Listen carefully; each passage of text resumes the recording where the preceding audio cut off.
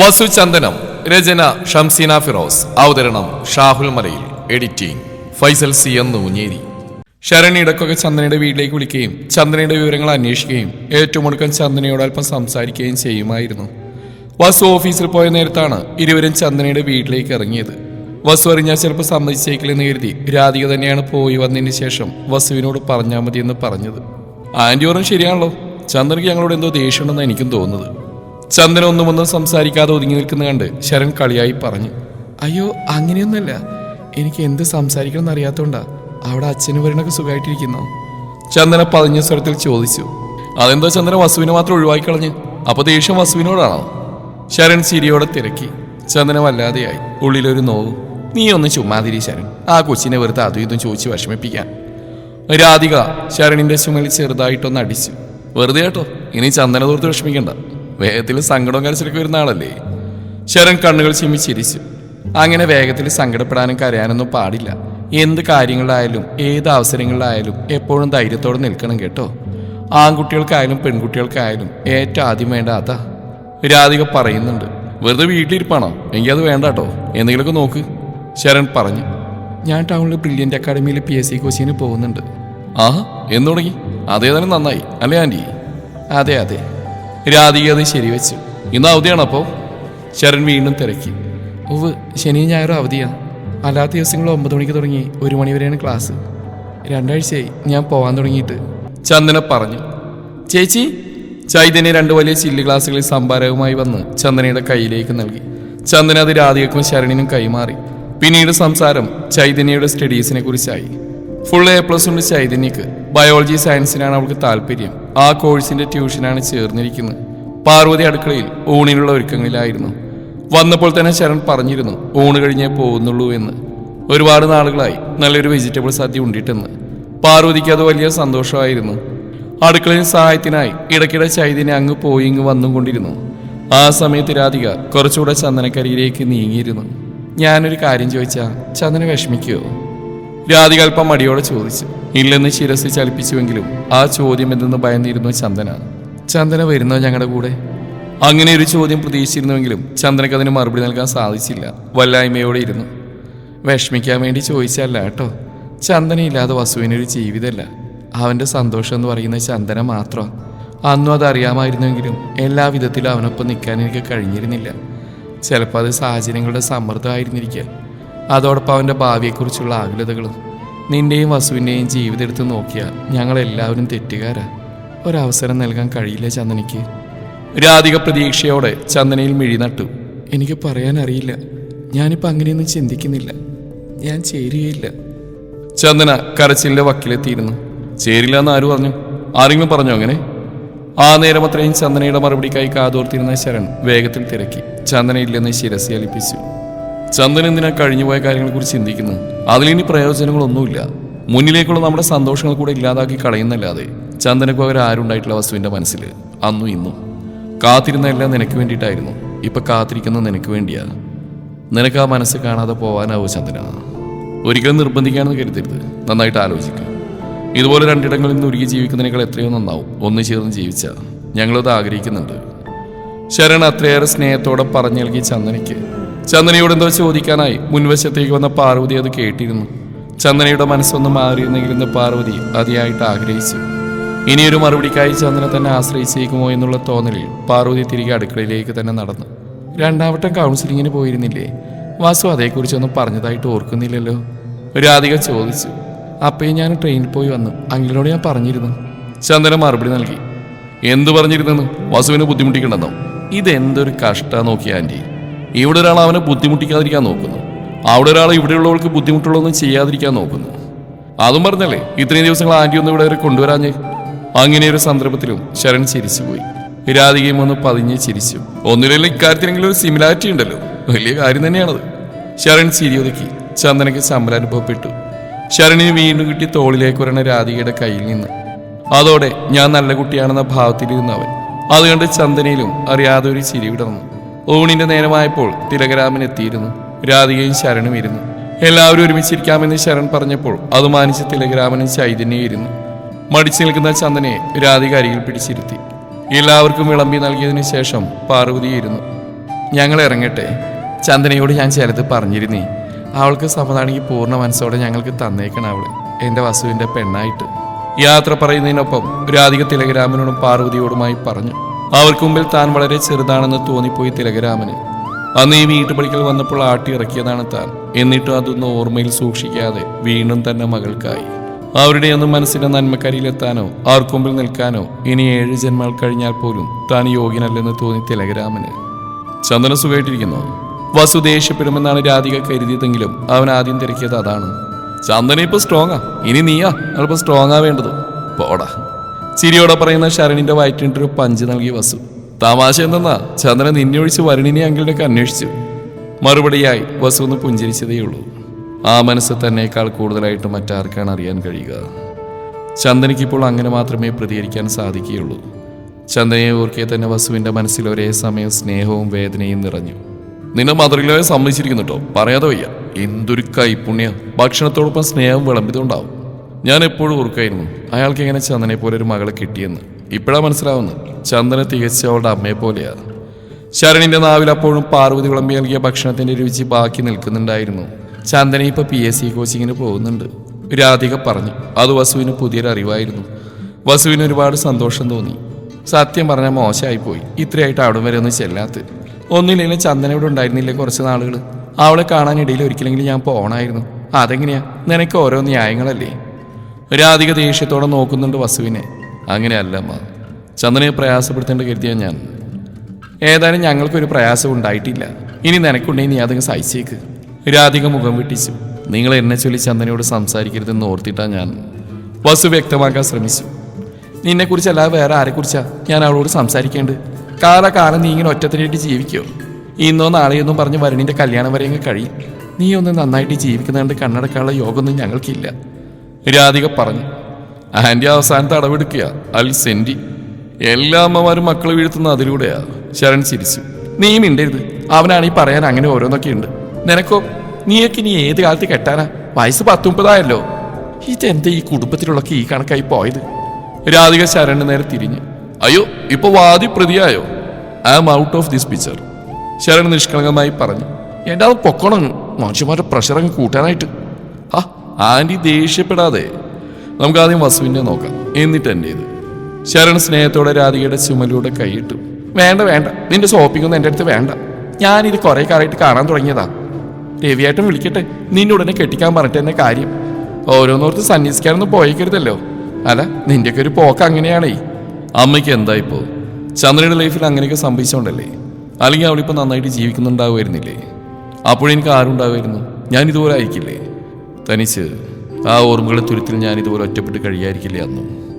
അങ്ങനെ ഒരു അവസരത്തിൽ ചന്ദന എനിക്ക് നേടിത്തരാൻ അമ്മയ്ക്ക് സാധിക്കുമായിരുന്നു. ഞാൻ അമ്മയെ കുറ്റപ്പെടുത്തുമല്ല. ചന്ദന, അവളെ നിർബന്ധിക്കരുത്. ഞങ്ങൾ ഇരുവർക്കിടെയുള്ള വേദന ഒന്ന് തന്നെയാണെങ്കിലും അതിൻ്റെ ആഴവും പരപ്പും മാറ്റമുണ്ട് അമ്മ. അത്രമേൽ മുറിവേറ്റവളാണ് അവള്. ആ മനസ്സൊന്നും തണുക്കട്ടെ. ഇനിയും അതിൽ വേദനകൾ നിറയ്ക്കണ്ട. കൺകോളിൽ നനവ് പടർന്നിരുന്നു. വസു വേഗത്തിൽ മുറിയിലേക്ക് നടന്നു. ശരണിന് മനസ്സിലാവുമായിരുന്നു ആ മനസ്സും അതിലെ വേദനകളും. ആ വേദനകൾ എന്നും എപ്പോഴും ചന്ദനയോർത്തു മാത്രമാണ്. ഒന്നുമില്ല, ഒരല്പം സാവകാശം നൽകൂ, എല്ലാം ശരിയാവും. വിഷമിച്ച് നിൽക്കുന്ന രാധികക്ക് ശരണ ആശ്വാസം നൽകി. ഓ, വീണ്ടും കെട്ടിയെടുത്തിട്ടുണ്ട്. എന്തിനാണാവോ? ചേച്ചി ഇപ്പം അല്പം സമാധാനത്തോടെ കഴിയുന്നവർക്ക് സൈസ് കാണില്ല. ചെയ്ത ദ്രോഹങ്ങളൊന്നും മതിയായില്ലേ ഇവർക്ക്? വീണ്ടും വീണ്ടും വരിഞ്ഞേറി വന്നോളും. കാണുമ്പോൾ തന്നെ ദേഷ്യം വരിക. ഞാനൊരു കാര്യം പറഞ്ഞേക്കാൻ ചേച്ചി, മുന്നത്തെ പോലെ സ്നേഹം അടുപ്പൊന്നും ചേച്ചിനെ അവരോട് കാണിക്കരുത്. ചേച്ചി ഇനി വീണ്ടും എന്തിനൊക്കെയാണ് തള്ളിവിടുന്നത് പറയാൻ പറ്റില്ല. പോകുന്നതിന് മുന്നേയായി ചന്തുവിനെ കാണാമെന്നാണ് ചിഞ്ചു. വെളിയിൽ കാർ വന്ന് നിന്നപ്പോൾ തന്നെ ചൈതന്യ അനിഷ്ടത്തോട് അകത്ത് കയറി വന്ന് ചന്ദനയോട് പറഞ്ഞു. ചൈതു, സംസാരിക്കുമ്പോൾ എന്താണ് പറയുന്നതെന്ന് ബോധം വേണം. നിന്റെ നാവിനിപ്പോൾ എല്ലില്ലാണ്ടായിരിക്കുന്നു. അത് കേട്ട് വന്ന പാർവതി ചൈതന്യയെ ശകാരിച്ചു. പിന്നെ ഞാനെന്ത് വേണം? ഒരു താലെടുത്തുകൊണ്ട് അങ്ങ് സ്വീകരിക്കണോ? ചൈതന്യയുടെ മുഖം കടുത്തു തന്നെ ഇരുന്നു. നിനക്ക് ഇഷ്ടമില്ലെങ്കിൽ നീ സംസാരിക്കാണ്ടിരുന്നാൽ മതി. അല്ലെങ്കിൽ നീ അവളോട് ഇപ്പം സംസാരിക്കാറില്ലല്ലോ. സ്വന്തം അനുജത്തിയായിട്ടേ ചിഞ്ചു നിന്നെ കണ്ടിട്ടുള്ളൂ ചൈതു. നിനക്ക് വേണ്ടതും വേണ്ടാത്തതായിട്ടുള്ള എല്ലാം വാങ്ങിച്ചു തരുമായിരുന്നു അവള്. അപ്പയോട് ചോദിക്കാനും പറയാനും ഭയമുള്ള എന്തൊക്കെയോ കാര്യങ്ങൾ അപ്പം അറിയാതെ അവൾ നിനക്ക് ചെയ്തു തന്നിട്ടുണ്ട്. ആ നന്ദിയെങ്കിലും നീ കാണിക്കണം അവളോട്. പാർവതിക്ക് ദേഷ്യം വന്നിരുന്നു. നന്ദി? എന്നിട്ട് അവർക്കുണ്ടായോ ഈ നന്ദി? അമ്മേനെ കൊണ്ടൊന്നും പറയിപ്പിക്കരുത്. ചൈതന്യയുടെ സ്വരത്തിൽ പുച്ഛം കലർന്നിരുന്നു. പാർവതി അവളെ ഗൗനിച്ചില്ല. ഇനിയും നിന്ന് പോയാൽ ചൈതന്യെ ചിലപ്പോൾ അടിച്ചു പോകുമെന്ന് തോന്നിയിരുന്നു പാർവതിക്ക്. തെറ്റുപറ്റാത്തവരായിട്ട് ആരാണുള്ളത്? ക്ഷമിക്കുന്നു, അംഗീകരിക്കുന്നു, ഒഴിവാക്കുന്നു, അകറ്റുന്ന ഓരോ വ്യക്തിയുടെയും മനോഭാവങ്ങൾക്ക് അനുസരിച്ചിരിക്കും. എല്ലാവർക്കും അതിനൊരുപോലെ സാധിക്കണമെന്നില്ല. പക്ഷേ തെറ്റെയ്തെന്ന് കരുതി എക്കാലവും തന്നെ അവരെ അടിച്ചമർത്തേണ്ടതുണ്ടോ? വീണ്ടും വീണ്ടും അതേ തുടർന്ന് വേദനിപ്പിക്കേണ്ടതുണ്ടോ? പാർവതിക്ക് അതാണ് മനസ്സിലാവാതെ പോയത്. ചൈതന്യ ഇനി ഏത് കാലത്ത് ഇതൊക്കെ ചിന്തിക്കാനാണ്? പാർവതി മുൻവശത്തേക്ക് നടന്നു. ചന്ദന ചൈതന്യയോട് എന്തോ പറയാനൊരുങ്ങിയെങ്കിലും അപ്പോഴേക്ക് അവൾ മുറിയുടെ വാതിൽ ശക്തമായി വലിച്ചടച്ചു. പപ്പ ശരണാണ്. പപ്പയുടെ ഫോണിലേക്ക് വിളിച്ചിട്ട് കിട്ടിയില്ലാന്ന്. രാത്രി അത്തായം കഴിഞ്ഞ് പുറത്ത് തിലഗ്രാമനോട് സംസാരത്തിൽ മുഴുകിയിരിക്കുന്ന എബ്രാഹിമിന് അരികിലേക്ക് ചിഞ്ചു ഫോണുമായി വന്നു. നാളെയാണ് തിരിച്ചു പോകുന്നത്. രാവിലെ 7 മണിക്കാണ് ഫ്ലൈറ്റ്. അന്നേ ദിവസം അവിടെ തങ്ങാനായിരുന്നു തീരുമാനം. എബ്രാഹിം വേഗത്തിൽ ഫോൺ വായിച്ച് കാതോട് ചേർത്തു. മറുപുറത്തുനിന്നുള്ള വാർത്തയിൽ എബ്രാഹിം ഒരു നിമിഷം നിശബ്ദനായി. തെരേസ മരണപ്പെട്ടു. വസുവും ശരണും അങ്ങോട്ട് പോവാണെന്ന് കോള് കെട്ടിയത് എബ്രാഹിം പറഞ്ഞു. ചിഞ്ചു ഒരു നിമിഷം നിശബ്ദമായി. സണ്ണിയുടെ അമ്മ കിടപ്പിലായിരുന്നേ. സ്ഥിതി വളരെ മോശമാണെന്ന് കണ്ടുവന്നവരൊക്കെ പറഞ്ഞിരുന്നു. ഒന്ന് കാണാൻ ചെല്ലാൻ പോലും ആയില്ല. തിലഗ്രാമന് അതാരാണെന്ന് മനസ്സിലായിരുന്നില്ല. സന്ദേഹത്തോടെ നിൽക്കുകയായിരുന്നു. അതുകൊണ്ട് എബ്രാഹിം പറയുന്നുണ്ട്. ചിഞ്ചു അകത്തേക്ക് നടന്നു. അങ്ങനെ തെരേസാനിയും പോയിരിക്കുന്നു. സണ്ണി തീർത്തു ഒറ്റപ്പെട്ടിരിക്കുന്നു. ഹൃദയത്തിലൊരു നോവുദിച്ചു. എന്തൊക്കെ പറഞ്ഞാലും ഇതിനോടകം തന്നെ സണ്ണി ഒരുപാട് അനുഭവിച്ചിരിക്കുന്നു. എന്തിനായിരിക്കാം കർത്താവ് ഈ വിധം പരീക്ഷിച്ച സണ്ണി? ചിഞ്ചുവിന്റെ ചുവടൊന്നിടറി. ചന്ദനയാണ് ചിഞ്ചുവിനെ വീഴാതെ പിടിച്ചു നിർത്തിയത്. എന്തുപറ്റി? ദുഃഖം പടർന്നിരിക്കുന്ന ചിഞ്ചുവിന്റെ മുഖം കണ്ട് ചന്ദനത്തെല്ലാം ആകുലതയോടെ ചോദിച്ചു. തെരേസാനി മരണപ്പെട്ടു എന്ന് ശരൺ വിളിച്ചിരുന്നിപ്പോ. വയ്യാതെ കിടപ്പാണെന്ന് അറിഞ്ഞിരുന്നെങ്കിലും പെട്ടെന്ന് ആ വാർത്ത ഉൾക്കൊള്ളാൻ ചിഞ്ചുവിനെപ്പോൾ തന്നെ ചന്ദനയ്ക്കും കഴിഞ്ഞില്ല. വസുവും ശരൺ അങ്ങോട്ട് പോവാ, ചിഞ്ചു പറഞ്ഞു. നിങ്ങൾ പോകുന്നുണ്ടോ? ചന്ദന ദുഃഖം നിറഞ്ഞ സ്വരത്തിൽ ചോദിച്ചു. പോണം. ചിഞ്ചു മുറിയിലേക്ക് കയറി. പാർവതിയെ വിവരം അറിയിക്കാനായി ചന്ദന അടുക്കളയിലേക്ക് നടന്നു. വസുവും ശരണും അപ്പം തന്നെ ഇറങ്ങിയാണോ പപ്പ? അല്ലെങ്കിൽ നമുക്ക് അവരൊന്നിച്ച് പോവായിരുന്നു. മുറിയിലേക്ക് വന്ന എബ്രാഹിമിനോട് ചിഞ്ചു പറഞ്ഞു. നമ്മളെങ്ങനെയാ ഇപ്പോൾ പോവുക? രാവിലെ മടങ്ങേണ്ടതല്ലേ? 7 മണിക്കാണ് ഫ്ലൈറ്റ്. അതിനുള്ളിൽ എന്തായാലും പോയി വരാൻ കഴിയില്ല. എത്ര കിലോമീറ്റർ ഉണ്ടെന്ന് എനിക്ക് അറിയാവുന്നല്ലേ? ഇല്ല പപ്പ, പോണം. ഇന്ന് പോയില്ലെങ്കിൽ എപ്പോഴാ പോവുക? ഇത്രയും ദിവസങ്ങളുണ്ടായിട്ടൊന്നും ചെന്ന് കാണാൻ പോലും ആയില്ല. സണ്ണി ഇതിനോടൊന്നും തന്നെ ജീവനില്ലാത്ത പോലെ ആയി കാണും. പോയില്ലെങ്കിൽ എന്താ കരുത്? സണ്ണിയോടുള്ള വിരോധത്താണ് ഞാൻ പോയില്ല എന്ന്. ചിലപ്പോൾ ഈ ദിവസങ്ങളിലൊന്നിൽ തെരേസാൻറ്റി എന്നെ പ്രതീക്ഷിച്ചിരുന്ന് കാണണം പപ്പ, ചിഞ്ചു പറഞ്ഞു. കണ്ണുകൾ നിറഞ്ഞിരുന്ന അവളുടെ. അതെല്ലാം ശരി തന്നെയായിരിക്കാം. പക്ഷേ എനിക്ക് വലുത് നീയാ ചിഞ്ചു. നിന്റെ ആരോഗ്യം നിന്റെ ജീവനുമാ. അതിനേക്കാൾ പ്രാധാന്യം ഞാൻ മറ്റൊന്നിനും നൽകുന്നില്ല ഇപ്പോൾ. ഒരിക്കലും ഞാൻ സ്വാർത്ഥനായിട്ടില്ല ചിഞ്ചു. നിന്റെ കാര്യങ്ങളിൽ പിടിവാശികൾ കാണിച്ചിട്ടുമില്ല. പക്ഷേ ഇപ്പം എനിക്കിതിന് മാത്രമേ നിർവാഹമുള്ളൂ. കോട്ടയത്തേക്ക് ഇപ്പോൾ പോവാൻ സാധ്യമല്ല. കൂടുതൽ ആലോചിച്ച് നിൽക്കാതെ എബ്രാഹിം പറഞ്ഞു. പപ്പ? ചിഞ്ചുവിൻ്റെ സ്വരം വേദനയാൽ നേർത്തുപോയി.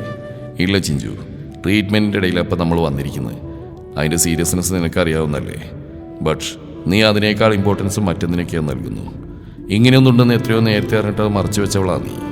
1 സെക്കൻഡ് മുന്നെങ്കിലും ട്രീറ്റ്മെൻറ്റിന് വിധേയമാകാൻ കഴിഞ്ഞെങ്കിൽ അത് അത്രയും ഭാഗ്യമായിട്ട് കരുതുന്നവരാ ഓരോ പേഷ്യൻസും. നീ മാത്രം തന്നെ ചിഞ്ചു ഇതുപോലെ പെരുമാറുന്നത്. ഒരുവിധ ന്യായീകരണങ്ങൾ ഇനി എനിക്ക് കേൾക്കേണ്ടതില്ല. അറിഞ്ഞുകൊണ്ട് നിന്റെ കാര്യത്തിൽ കെയർലെസ് ആവാൻ എനിക്ക് കഴിയില്ല. നീ ഉറങ്ങാൻ നോക്ക്. രാവിലെ പോവേണ്ടതാ. വെറുതെ മനസ്സ് വിഷമിപ്പിച്ചിരുന്ന ഉറക്കം കളയണ്ട. അത് നിന്നെ പ്രതികൂലമായിട്ട് ബാധിക്കുകയുള്ളൂ. എബ്രാഹിം വെളിയിലേക്ക് നടന്നു. അവിടെ നിറഞ്ഞ കണ്ണുകളുമായി ചന്ദ്രൻ നിൽക്കുന്നുണ്ടായിരുന്നു. എന്തിനാണ് ഇത്രയും വലിയ വേദന ഉള്ളിലൊതുക്കിയത്? പോകുന്നതിന് മുന്നെങ്കിലും ഒന്ന് അറിയിച്ചിരുന്നെങ്കിൽ. ചന്ദ്രയുടെ മടിയിൽ തലയാഴ്ച കിടക്കുകയാണ് ചിഞ്ചു. പാതിയിലേറെ നശിച്ചുപോയ ചിഞ്ചുവിന്റെ മുടികളിലൂടെ വേദനയോടെ തഴുകുന്നുണ്ട് ചന്ദന. ആ വേദനയുടെ പ്രതിഫലനം എന്നോണം കണ്ണുകൾക്ക് അവളിലൂടെ ചാല് തീർത്ത് ഒഴുകുകയാണ്. എനിക്കൊന്നുമില്ല ചന്തു, ട്രീറ്റ്മെന്റിലൂടെ മാറുന്നതേയുള്ളൂ. ചിഞ്ചു ചന്ദനയെ വട്ടം പിടിച്ചൊന്നുകൂടെ ആ മടിത്തട്ടിലേക്ക് മുഖം ചേർത്തു. അവസാനമായിട്ട് തെരേസാൻറ്റി ഒന്ന് കാണുന്നുണ്ടായിരുന്നു. അതിന് കഴിയില്ലല്ലോ എന്നോർത്ത വിഷമം ചിഞ്ചു പറയുന്നുണ്ട്. സാരമില്ല, ആ ആത്മാവിന് ശാന്തി ലഭിക്കാൻ പ്രാർത്ഥിക്കാം. അങ്കിൾ പറഞ്ഞ പോലെ മറ്റു ചിന്തകളെല്ലാം മാറ്റിവെച്ച് നീ നിന്റെ കാര്യത്തിന് പ്രാധാന്യം നൽകണം ചിഞ്ചു. അതങ്ങനെയല്ല ചന്തു. ഞാനോ നീ ആരെങ്കിലും പോയില്ലെങ്കിലാണ് ആ ആത്മാവിന് ശാന്തി ലഭിക്കാതിരിക്കുക. തെറ്റ് ചെയ്തെന്ന തോന്നലോടെയാ ഈ നാളുകൾ അത്രയും കിടന്ന് കുറ്റബോധം കൊണ്ട് നേറിയാവും ഓരോ നിമിഷവും തള്ളി നീക്കിയത്. അവസാനമായിട്ട് നമ്മളിന്ന് കാണണമെന്ന് ആഗ്രഹിച്ചിരുന്നെങ്കിലും അത് ബാക്കി വെച്ചായിരിക്കില്ല ഇപ്പോൾ പോയത്. മകളോടുള്ള സ്വാർത്ഥം മൂലം അങ്ങനെ ഒരു മാതാവാണ് അവർ. സാന്ദ്രയെ മാത്രമേ എല്ലായ്പ്പോഴും അവർ മുമ്പിൽ കണ്ടിരുന്നുള്ളൂ. മറ്റെല്ലാവരുടെയും സ്ഥിതിഗതികൾ അവഗണിച്ചിരുന്നു. അല്ലെങ്കിൽ തെരേസാൻറ്റി ഒരിക്കലും ആ വിധ ആവില്ലായിരുന്നു. ചിഞ്ചു ദുഃഖത്തോടെ പറയുന്നുണ്ട്. മുറിവാതിൽക്ക് വന്ന എബ്രാഹിമിന് ആ കിടപ്പിടക്കുന്നവളെ കണ്ട് സഹിക്കാൻ കഴിഞ്ഞില്ല. ഇന്ന് ഇവർ ഒന്നിനും അവളോട് നോ പറഞ്ഞിട്ടില്ല. ആദ്യമായിട്ടാണ് കഠിനമായി പെരുമാറുന്നത്. എബ്രാഹിമിന് എന്തെന്നില്ലാത്ത വിഷമം തോന്നി. ചിഞ്ചു പറഞ്ഞാൽ തെറ്റുണ്ടായിട്ടോ ആ ആഗ്രഹം ന്യായമല്ലാത്തതുകൊണ്ടോ അല്ല എതിര് പറഞ്ഞ് ഒരു പിതാവിന്റെ ആധി അതുമാത്രം ഇപ്പോൾ മുന്നിട്ട് നിൽക്കുന്നു. എങ്കിലും ചിഞ്ചുവിനെ വേദനിപ്പിച്ച് കാണാനും വയ്യ. അല്പനേരത്തെ ആലോചനക്കൊടുവിൽ എബ്രാം ഒരു തീരുമാനത്തിലെത്തി. രാവിലെ 9 മണിയോടെ തെരേസയുടെ ഫ്യൂണറൽ കഴിഞ്ഞിരുന്നു. ആരെയും കാത്തിരിക്കാൻ ഉണ്ടായിരുന്നില്ല. അധികമാരും വരാനും ഇല്ലായിരുന്നു. തെരേസയുടെ കുടുംബക്കാരെല്ലാം കോട്ടയത്ത് തന്നെയാണ്. ഫെർണാണ്ടസിന്റെ ബന്ധുക്കളാണ് അല്പമെങ്കിലും ദൂരത്തുള്ളത്. അവരെല്ലാം വെളുപ്പിന് തന്നെ എത്തിയിരുന്നു. വസുവും ശരണും അവർക്കൊപ്പം എല്ലാത്തിനും മുമ്പിൽ നിന്നു. തീർത്തും തളർന്നു പോകുന്ന സണ്ണിയെ ഇരുവരും ചേർത്ത് നിർത്തി സാന്ത്വനം നൽകി. സണ്ണിക്കൊപ്പം ഇരുവരുടെയും കണ്ണുകൾ ഒരുപോലെ നിറഞ്ഞിരുന്നു. ചിഞ്ചു എബ്രാഹിമിനൊപ്പം ഒരോരത്തായി നിന്നതേയുള്ളൂ. വരാനുണ്ടായി തിടുക്കുമെന്ന് അവിടെ എത്തുമ്പോൾ അവളിൽ ഉണ്ടായിരുന്നില്ല. മരണത്തിന്റെ ഗന്ധം, ചുറ്റും ഉയർന്നു കേൾക്കുന്ന കരച്ചിലുകൾ, അങ്ങിങ്ങായുള്ള അടക്കം പറച്ചിലുകൾ, ഇടയിൽ അല്പനേരമുള്ള നിശബ്ദത, ആ ശീതീകരിച്ച അന്തരീക്ഷം, അതെല്ലാം അവളെ മറ്റൊരു ലോകത്തേക്ക് കൊണ്ടുപോയിരുന്നു. മരണമെന്ന ലോകത്തേക്ക്. ആ ഇരുണ്ട ലോകം മാത്രം മനസ്സിൽ തെളിഞ്ഞു നിൽക്കുന്നു. നാളെ താൻ ഇതുപോലെ കിടക്കുകയില്ലേ? അന്നേരം പപ്പയും ചാച്ചനും പാറു അമ്മയും സ്റ്റെല്ലാൻ്റെയും ചന്തു അങ്ങനെ എല്ലാവരും ഇതുപോലെ കരയുകയില്ലേ? ആ ഓർമ്മയിൽ തന്നെ ചിഞ്ചു വെട്ടി വീർത്തു. ജീവവായു കിട്ടാത്ത പോലെ തോന്നി അവൾക്ക്. വല്ലാത്തൊരു പരവേശം, ദാഹിക്കുന്ന പോലെ, കണ്ണുകളിൽ ഇരുട്ട് കയറുന്ന പോലെ. അടുത്ത നിമിഷത്തിൽ അവൾ നിലത്തേക്ക് മറന്നു. തുടരും ഈ കഥയുടെ ബാക്കി ഭാഗം നാളെ ഇതേ സമയം.